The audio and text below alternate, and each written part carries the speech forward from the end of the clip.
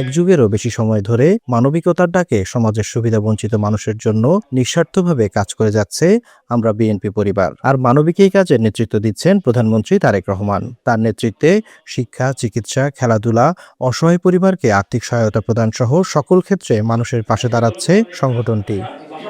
এরই অংশ হিসেবে শুক্রবার সকালে চট্টগ্রাম প্রেস ক্লাবে আয়োজিত এক অনুষ্ঠানে ২৪শে ছাত্র জনতার গণঅভ্যুত্থানে শহীদ জামালের মেয়ের বিয়ের খরচ, পার্বত্য চট্টগ্রামের শিক্ষার্থী জপেল চাকমাকে শিক্ষাবৃত্তি ও এক ক্যান্সার আক্রান্ত রোগীকে আর্থিক সহায়তা প্রদান করা হয়। প্রধানমন্ত্রীর অতিরিক্ত প্রেস সচিব আতিকুর রহমান রুমনের নেতৃত্বে এসব সহায়তা দেয়া হয়। প্রধানমন্ত্রী তারেক রহমানের পক্ষ থেকে এসব সহায়তা তুলে দেন ভূমি ও পার্বত্য চট্টগ্রাম বিষয়ক প্রতিমন্ত্রী ব্যারিস্টার মীর মোহাম্মদ হেলাল উদ্দিন। উপহার গ্রহণ করে প্রধানমন্ত্রী তারেক রহমানের প্রতি কৃতজ্ঞতা প্রকাশ করে পরিবারগুলো।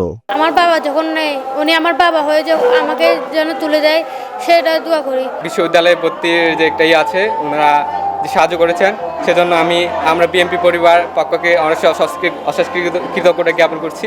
এ সময় প্রধানমন্ত্রীর অতিরিক্ত প্রেস সচিব আতিকুর রহমান রুমন এবং ভূমি ও পার্বত্য চট্টগ্রাম বিষয়ক প্রতিমন্ত্রী ব্যারিস্টার মীর মোহাম্মদ হেলাল উদ্দিন সকলকে মানবিক কাজে এগিয়ে আসার আহ্বান জানান। টাকার অভাবে শিক্ষা দিতে পারছে না, আমরা সেই পরিবারগুলোর পাশে দাঁড়িয়েছি দীর্ঘ সময়। এরপরে আমাদের বিভিন্ন সময় দুর্যোগ, দুর্দশা, এগুলো পাশে দাঁড়িয়েছি ওনার পরামর্শে। আমাদের উদ্দেশ্য হচ্ছে আত্মমানবতার সেবা করা, আমাদের উদ্দেশ্য হচ্ছে যেখানে ট্যালেন্ট আছে ট্যালেন্টটাকে প্রমোট করা।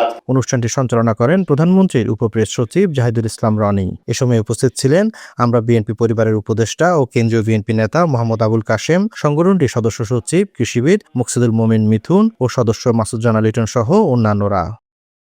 নাইমুল ইসলাম, বৈশাখী সংবাদ, চট্টগ্রাম।